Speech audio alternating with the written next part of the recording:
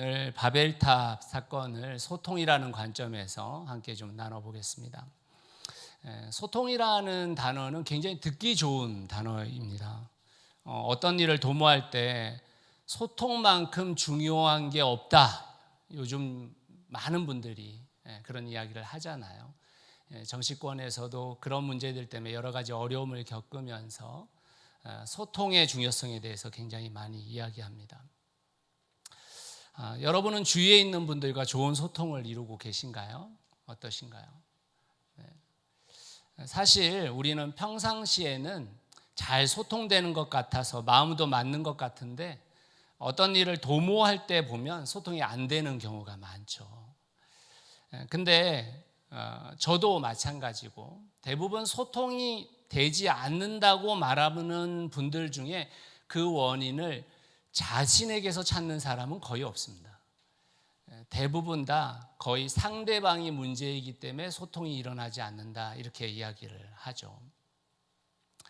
그래서 많은 분들이 소통에 어려움을 겪고 계시다고 저는 생각합니다. 사실 소통이 잘 되는 경우는 원래 정말 비슷한 사람끼리 모여 있거나 정말 적은 숫자가 어떤 것을 결정할 때 가능한 일이지, 원래 다른 사람들이 모여가지고 대화를 통해서 어떤 하나를 정하기 위한 소통이 잘 됐다 이런 평가를 받는 경우는 거의 대부분 없습니다. 많은 분들이 그런 얘기 하거든요. 토론을 왜 하느냐? 토론이라는 것은 양쪽에 있는 사람들을 설득시키기 위해 토론을 하는 게 아니라고 이야기합니다. 설득이 안 된다는 거예요. 단지 중간에 있는 사람들을 위해서 토론을 하는 거다 이렇게 이야기하는 거거든요. 이미 서로 다른 생각을 가진 사람들이 대화를 통해서 소통이 잘 되고 하나를 잘 결정했다 이런 경우 굉장히 어렵죠. 소통은 우리가 생각하는 것보다 더 어려운 일인 것입니다, 사실. 그래서 저는 여러분들에게 말씀드리고 싶은 것은 소통은 원래 좀 잘 안 되는 거다 이렇게 생각을 갖는 게 좋다라고 저는 생각해요. 너무 소통이 잘 된다, 그것도 이상한 일이라고 생각이 듭니다. 소통에 관해서 성경이 말하는 소통에 대해서 우리가 좀 살펴볼 때 한 가지 좀 짚고 넘어갈 게 있어요. 그게 뭐냐면 소통이 잘 이루어지는 게 모두 좋은 것일까? 모든 것이 너무 소통이 잘 돼서 하는 일마다 마음에 맞으면 그게 좋은 일일까? 성경은 그것에 대해서 질문을 던집니다. 성경은요, 소통 자체를 미화시키지 않아요. 그 소통이 어떤 소통인지를 중요하게 여깁니다. 창세기 1장에서 창세기 2장에서 하와와 뱀이 너무 소통이 잘 되잖아요. 그 소통의 결과가 뭡니까? 하나님과의 관계도 깨지고 나와의 관계도 깨지고 이웃과의 관계도 깨지고 세상과의 관계도 깨져버렸어요. 사도행전 5장에 보면 아나리아와 삽비라 얘기가 나오잖아요. 부부가 너무 잘 통했어요. 그 결과가 뭡니까? 한 자리에서 부부가 둘 다 죽음을 당하게 됩니다. 두 사람의 쿵짝이 너무 잘 맞았어요. 어떤 소통인지 무엇을 위한 소통인지가 중요하지 그 소통이 잘 되고 있느냐 안 되느냐가 그렇게 더 중요한 게 아니라고 성경은 이야기하고 있는 겁니다. 여러분, 오늘 우리가 읽은 바벨탑 사건도 한번 보세요. 소통이 너무 잘 이루어져서 문제가 생긴 거죠. 그렇게 많은 사람들이 어찌나 마음이 잘 맞는지 그 높은 바벨탑을 쌓는데도 의견이 일치됐습니다. 제가 생각할 때 인류 역사상 가장 대규모의 소통이 잘 이루어진 사건이 바벨탑 사건이라는 생각을 하게 됩니다. 그러나 그 소통은 하나님이 기뻐하시는 소통이 아니었죠. 그래서 하나님께서는 그들의 언어를 다르게 해서 소통이 이루어지지 않도록 만들어 버리셨어요. 그렇다면 도대체 그 소통이 무엇을 위한 소통이기에 하나님이 그 소통을 막으신 걸까? 오늘 우리가 그걸 좀 살펴보려고 하고 있습니다. 창세기 11장 4절 말씀 우리 같이 한번 읽어볼까요? 같이 한번 읽어봅시다. 시작. 그들은 또 말하였다. 자, 도시를 세우고 그 안에 탑을 쌓고서 탑 꼭대기가 하늘에 닿게 하여 우리의 이름을 날리고 온 땅 위에 흩어지지 않게 하자. 바벨탑이 도대체 무엇을 위한 소통이었느냐? 첫 번째는 우리의 이름을 드높이는 소통이었다는 거예요. 우리의 이름을 드높이기 위한 소통은 하나님이 원하시는 소통이 아니라는 겁니다. 우리를 드러내고 우리를 앞세우고 우리가 주인공이 되는 소통은 하나님이 원하는 소통이 아니라는 거예요. 하나님이 드러나고 하나님이 주인공이 되는 소통이 하나님이 원하시는 소통이라는 것입니다. 이것은 인간을 창조한 창조 목적과도 굉장히 긴밀한 관계를 맺고 있죠. 우리의 인생은 하나님의 영광을 위해서, 하나님을 찬양하기 위해서 존재하는 존재잖아요. 그러니까 우리의 삶의 모든 소통은 하나님을 높여드리기 위한 소통이어야 한다는 것입니다. 이것을 철저하게 보여준 분이 누구십니까? 바로 예수님이시죠. 마태복음 20장 28절에 보면 예수님을 드러내주는 아주 중요한 요소가 있습니다. 같이 한번 읽어보겠습니다. 시작. 인자는 섬김을 받으러 온 것이 아니라 섬기러 왔으며 많은 사람을 위하여 자기 목숨을 몸값으로 치러주려고 왔다. 예수님은 자신이 높아지려고 하지 않았어요. 오직 하나님의 뜻에 순종함으로 섬김의 삶을 살기 위해서 오셨고 그렇게 사셨습니다. 그러므로 우리가 늘 우리의 소통이 어떤 방향성을 갖고 있는지를 살펴봐야 하는 것입니다. 더 높아지려는 방향성인지 아니면 더 낮아지려고 하는 방향성인지 말입니다. 우리가 더 드러나는 것인지 아니면 하나님을 드러내려고 하는 것인지 생각해 봐야 하는 것이죠. 새누리 선교회는 지난 8년의 시간을 지탱해 왔습니다. 때론 소통이 잘 되기도 하고 소통이 잘 되지 않기도 했습니다.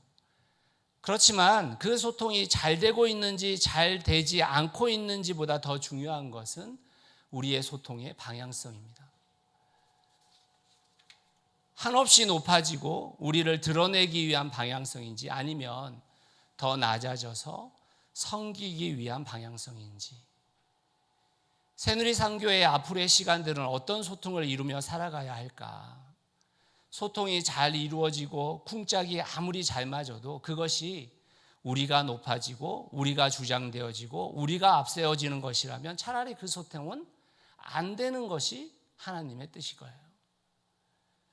우리 모두의 소통이 더 낮아지기 위한 방향성의 근거를 두고 이웃을 더 섬기기 위한 방향성으로 이루어지기 위해 소통이 어려움이 생긴다면 그 어려움은, 그 갈등은 도리어 우리에게 필요한 것이라는 생각이 듭니다.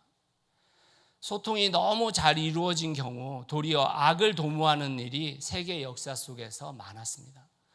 아무런 사명도 생각하지 않고 놀고 먹는 일에 집중하면 소통은 정말 잘 이루어져요. 그런데 우리가 정말 하나님의 방향성으로 나아가려면 소통보다 갈등이 생겨질 가능성이 더 높습니다. 사랑하는 새누리 선교회 성도 여러분, 우리의 소통 속에 갈등이 있는 것은 당연한 일이에요. 저는 그렇게 생각합니다. 다만 그 갈등을 통해 새로운 일이 창조되어질 수 있는지, 그 갈등을 통해 하나님이 기뻐하시는 방향성이 추구될 수 있는지, 그것이 더 중요할 것입니다. 그러한 소통이 우리 교회를 더 주님의 교회답게 만들어 갈 줄 믿습니다. 우리 안에 갈등이 있다는 거 저는 당연하다고 생각해요. 저는 과거에요, 이런 생각했어요. 교회는 하나님의 가족이다. 근데 그 가족 가운데 막 다툼이 일어나고 어려움이 생기고 막 목소리가 높아질 때 야이씨 이게 무슨 가족이야, 이런 생각을 했어요. 그런데 제가 진짜 가족을 이루고 살아가 보니까요, 가족은 싸우는 거예요. 가족은 다투는 거예요. 아닙니까? 여러분 가족 안 다투세요? 안 싸우세요? 그 하나님의 가족이라는 뜻이 저는 막 맨날 하하호하고 맨날 막 기쁘고 막 애들하고 내가 너무너무 관계가 좋고 큰 소리 한 번 안 나고 아내하고 제가 서로를 너무너무 존중하고 막 이런 건 줄 알았어요.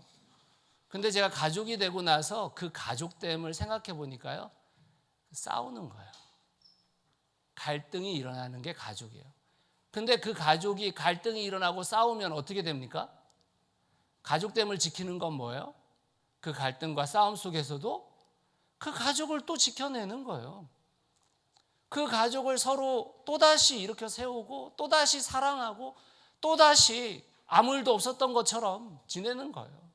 그러다가 또 문제가 생기면 과거 일도 또 끄집어내는 거고.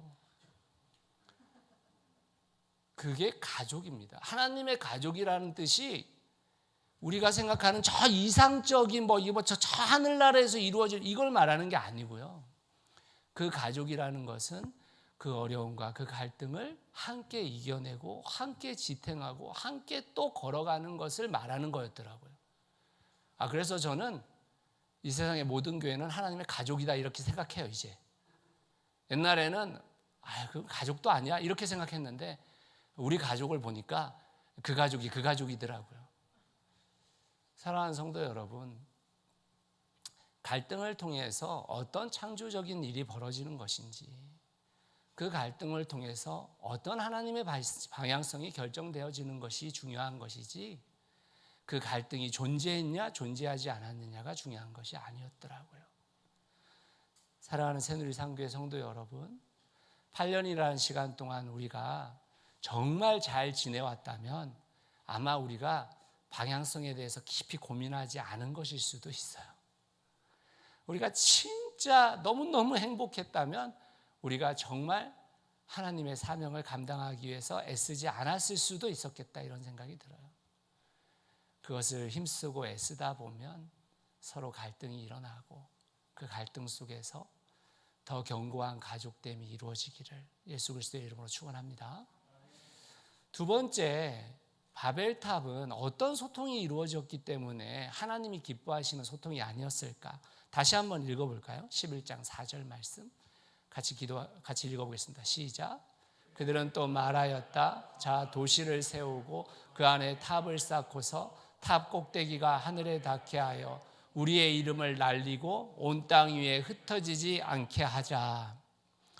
두 번째 소통은 흩어지지 않기 위한 소통이었다는 거예요. 흩어지지 않기 위한 소통. 온 땅 위에 흩어지지 않게 하고자 세우는 도시, 여긴 도시라고 했는데 성, 또 탑. 여러분, 성과 탑은 왜 세우는 것입니까? 전쟁을 치르기 위해서입니다. 전쟁을. 다시 말하자면 바벨탑 사건은 하나님과의 전쟁이라는 거예요. 하나님과의 전쟁. 하나님의 가치와 세상의 가치의 전쟁을 하려고 하고 있는 거예요. 우리 안에 세상의 가치를 들여보내려고 하는 세력과 하나님의 가치만으로 살아가고자 하는 그 마음 안에 바벨탑이 세워지는 것입니다. 하나님은 우리에게 흩어지라고 말씀하시거든요. 흩어지라고.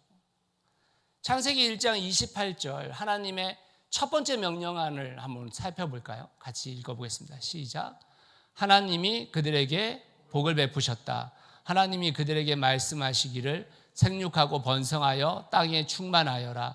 땅을 정복하여라. 바다의 고기와 공중의 새와 땅 위에서 살아 움직이는 모든 생물을 다스려라 하셨다. 하나님의 첫 번째 계명은 무슨 말이냐면 하나님이 우리에게 복을 주셨다는 거예요. 그래서 생육하고 번성하게 만들었다라는 거예요. 그래서 어떻게 하라는 겁니까? 온 땅을 충만케 하라는 거예요. 온 땅을 정복하라는 거예요. 흩어지라는 것입니다. 흩어지라는 거. 다시 말해서 이 세상 가운데서 네가 속한 그 직장과 네 가정과 네 교회와 모든 온 땅으로 흩어져서 그 곳곳마다 하나님의 나라를 세워가라, 이 말이 하나님의 첫 번째 명령이었던 것입니다. 자신들을 위해 힘을 키우고 자신들을 위해 성을 쌓고 자신을 과시하는 삶은 하나님이 우리 인생에게 바라는 것이 아닙니다. 하나님은 우리가 흩어져서 우리의 삶의 영역을 하나님의 통치가 이루어지는 하나님의 나라로 세워가기를 원하시는 거예요. 여러분, 성경의 역사를 한번 생각해 보세요. 유대인들은요, 바벨론 땅의 유배 생활이 시작되면서 뭘 깨닫게 된 줄 아세요? 하나님이 지역신이 아니라 온 세상의 하나님인 것을 알게 된 겁니다. 그때부터 유대인들이 아닌 다른 이방 족속들이 중에서도 하나님을 믿는 사람이 생겨진 거예요. 여러분, 신약 성경을 생각해 보세요. 예수 그리스도께서 승천하시고 나는 이후에 제자들이 예루살렘에서 활동했어요. 제자들이 활동하면서 5,000명, 3,000명, 예루살렘의 인구 전체를 따져봐도 한 5만쯤 됐으면 많이 됐다고 보는 거예요, 고대 사회가. 근데 5,000명, 3,000명, 8,000명이 그리스도인이 됐어요. 엄청난 크기의 예루살렘 교회가 형성됐잖아요. 근데 그 예루살렘 교회가 어떻게 됩니까? 로마의 박해로 인해서 다 흩어지죠. 모든 것이 디아스포라 돼버리죠. 그러면서 세계 곳곳마다 예수 그리스도의 복음이, 하나님 나라의 복음이 그곳 가운데 세워지게 된 겁니다. 흩어지는 거예요.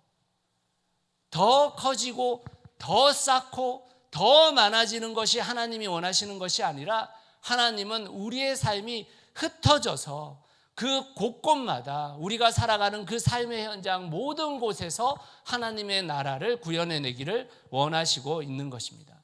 그것을 위한 소통이 이루어져야 되는 것입니다. 그런데 어떤 소통이 이루어지는 것입니까? 더 커지고 더 흩어지지 않고 더 강력한 힘을 갖기 위한 소통이 이루어지고 있는 것이죠. 창조 목적을 상실한 소통이 되어버리는 것입니다. 우리의 소통은 무엇을 위한 소통이어야 하는가? 하나님의 말씀을 실현시키는 소통이어야 합니다. 흩어져 온 땅을 충만케 하는 소통이어야 합니다. 나의 성을 쌓는 바벨의 어리석음은 예수님이 다시 오실 그날에 무너져 내리는 것입니다. 샌드위치 상교의 앞으로의 시간들은 어떤 소통을 이루어가야 할까? 소통이 잘 이루어지고 쿵짝이 아무리 잘 맞아도 그것이 하나님의 사명을 있게 만드는 소통이라면 그 소통은 차라리 이루어지지 않는 것이 낫죠. 우리 모두의 소통이 더 하나님의 말씀에 순종하여 더 흩어져 우리의 삶의 영역 곳곳에 하나님의 나라를 이뤄가는 소통이 되어진다면, 소통하다가 갈등이 생긴들 어떻습니까? 다시 또 이야기하고 다시 또 함께 그 하나님의 나라를 세워가면 되는 것입니다. 교회의 하나님 나라, 교회가 하나님의 가족이라는 것, 그 가족됨이 이루어진다라는 것은 우리가 어렵고 힘든 상황 속에서도 또다시 하나님의 사명을 생각하면서 일어서고 마음을 모아가고 생각을 맞춰가는 과정을 겪는 것이라고 할 수 있는 것입니다. 저는 새누리산 상교회가 그 사명을 이루기 위한 좋은 소통이 날마다 일어나기를 예수 그리스도의 이름으로 축원합니다. 우리가 바벨탑 사건에서 한 가지 더 살펴볼 게 있습니다. 그것은 하나님의 방향성과 맞지 않고 하나님의 말씀을 거부하는 소통이 잘 되면 어떤 일이 벌어지는가입니다. 잘 되면. 창세기 11장 6절이에요. 같이 한번 읽어보겠습니다. 시작. 주님께서 말씀하셨다. 보아라, 만일 사람들이 같은 말을 쓰는 한 백성으로서 이렇게 이런 일을 하기 시작하였으니 이제 그들은 하고자 하는 것은 무엇이든지 하지 못할 일이 없을 것이다. 인간이라는 존재가 하고자 하는 모든 일을 다 이룬다는 것입니다. 이 말씀을 쉽게 풀이하면 인간은 무슨 일이든 거침없이 하게 되는 거예요. 하나님의 방향성과 맞지 않는 더없이 높아지는 일도 하나님의 말씀함에 순종하지 않는 자기만의 성을 쌓는 힘을 기르는 그 일도 서슴없이 얼마든지 가능해지게 되는 것입니다. 이렇게 되면 어떻게 돼요? 하나님 없이도 잘 살 수 있구나. 하나님 없이도 얼마든지 가능하구나. 이런 생각이 들게 되죠. 여러분 어떻게 생각하세요? 지금 세상이 그런 세상이 되고 있습니까? 안 되고 있습니까? 어떻게 생각하세요? 인간이라는 존재가 하고자 원하는 모든 것들이 이루어지고 있습니까? 이루어지지 않고 있습니까? 이루어지고 있잖아요. 낮아지고 섬기는 삶보다는 높아지고 갑질하는 것을 부러워하는 세상이 되었습니다. 사람들은 자기만의 성을 쌓기 위해 모든 힘을 쏟고 있어요. 이미 우리가 사는 세상은 수백 수천 개의 바벨탑이 세워졌습니다. 그리고 이미 구조적으로 만들어진 세상의 풍조에 순응하며 살고 있죠. 우리는 이미 도시가 세워지고 그 도시의 중심에 세상의 가치와 풍조로 만들어진 바벨탑이 우뚝 서 있는 세상을 살고 있다는 것입니다. 여러분 이 바벨이라는 단어가 무슨 뜻이냐면 발랄이라는 단어가 뒤섞이다 이 말이거든요. 그리고 이것과 함께 합성어로서 바빌론이라는 나라 이름이 합성어된 단어라고 보는 겁니다. 바벨이라는 단어가요. 다시 말하자면 바벨론과 섞였다 이 말인 거예요. 하나님의 가치로 세워진 나라 세상이 아니라 바벨론, 세계 최대의 국가, 세계 최대의 부강을 이룬 그 바벨론과 섞였다 이 말인 겁니다. 바벨이라는 단어가.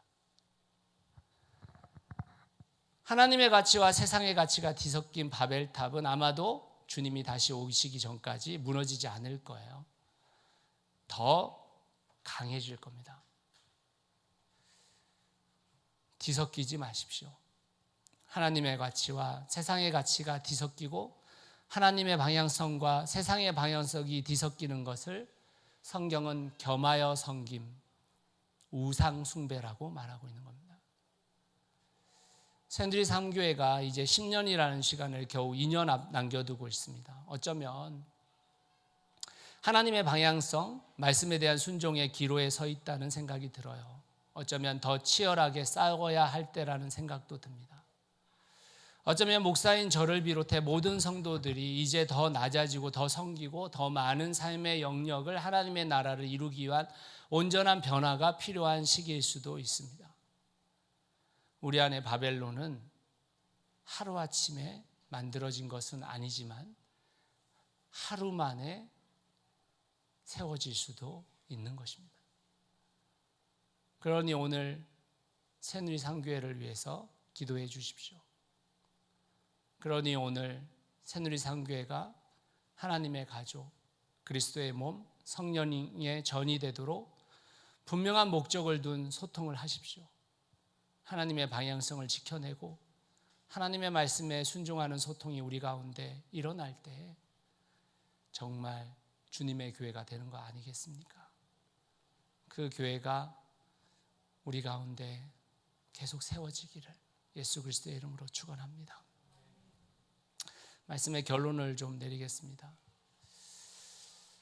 우리는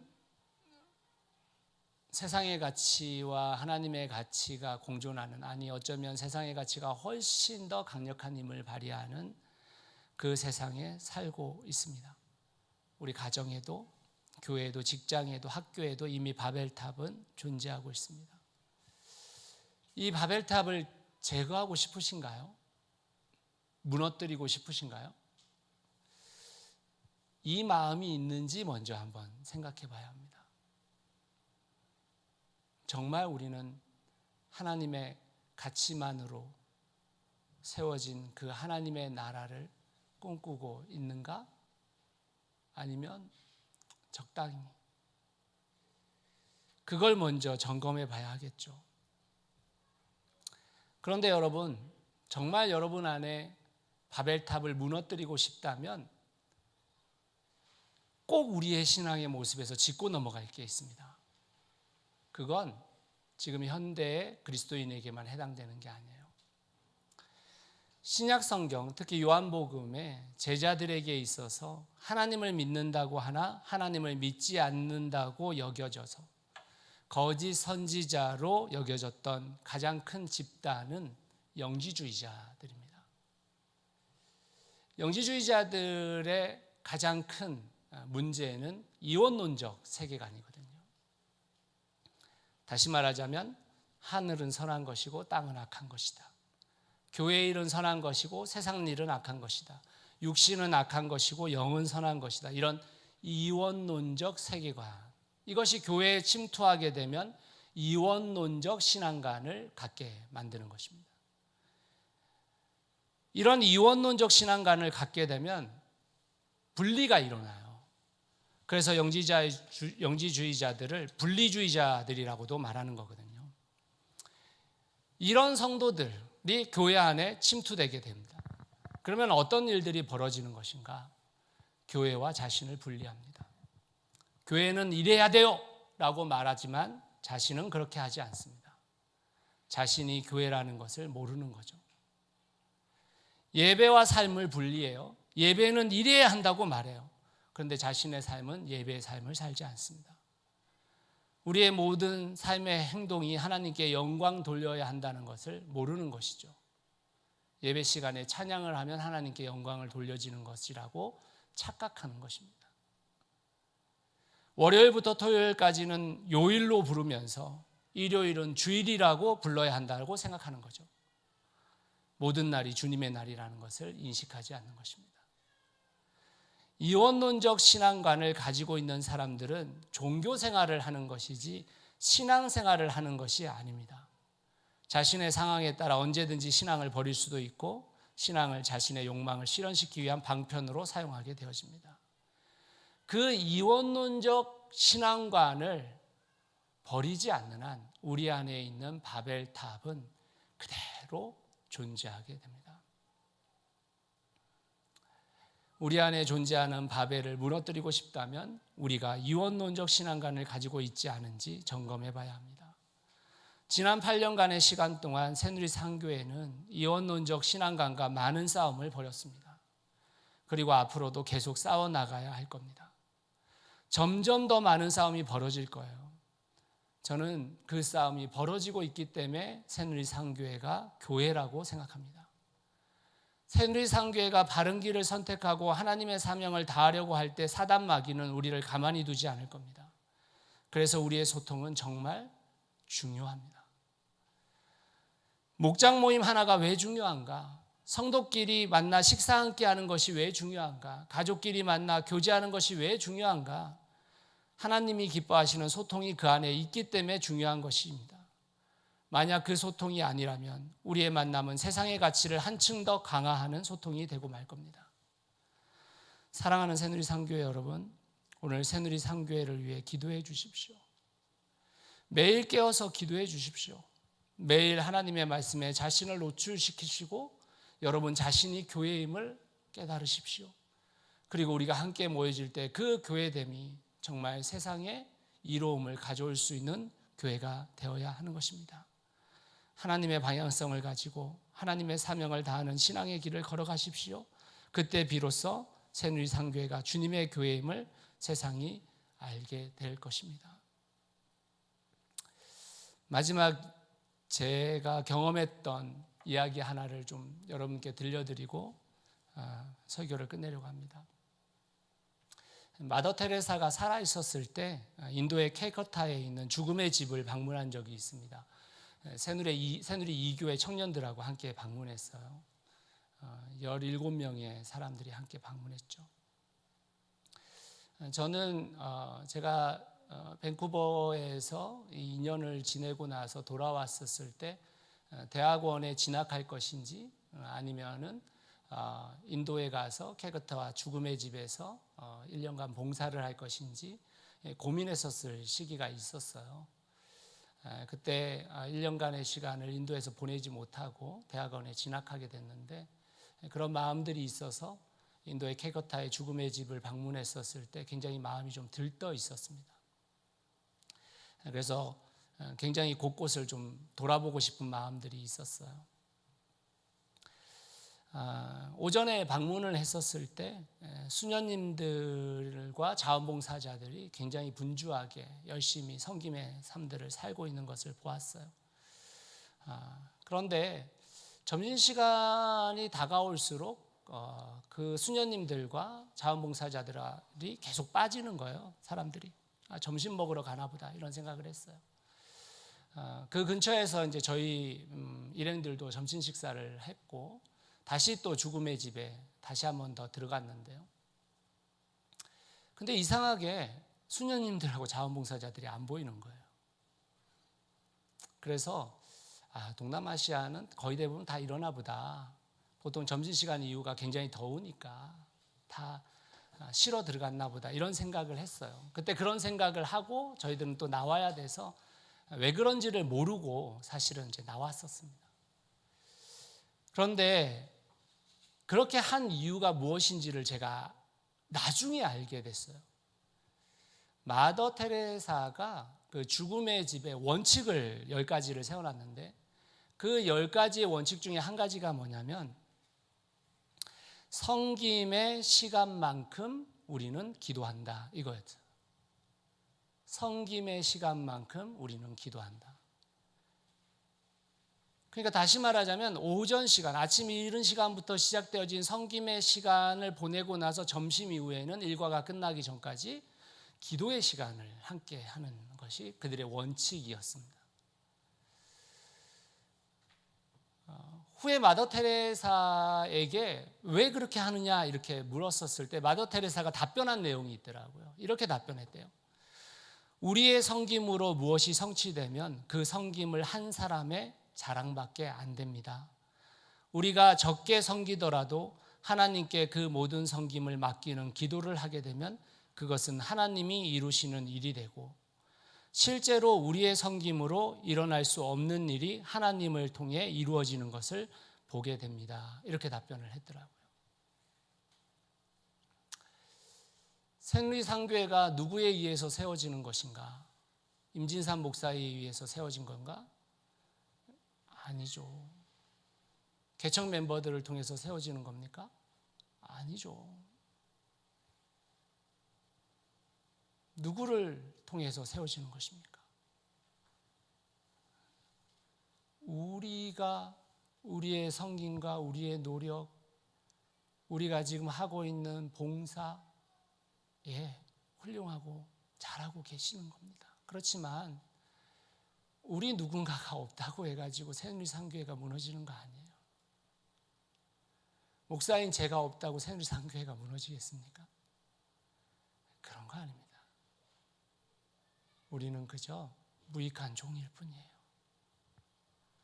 우리는 그저 하나님의 방향성을 가지고 하나님의 사명을 다하고 있는 것 뿐입니다.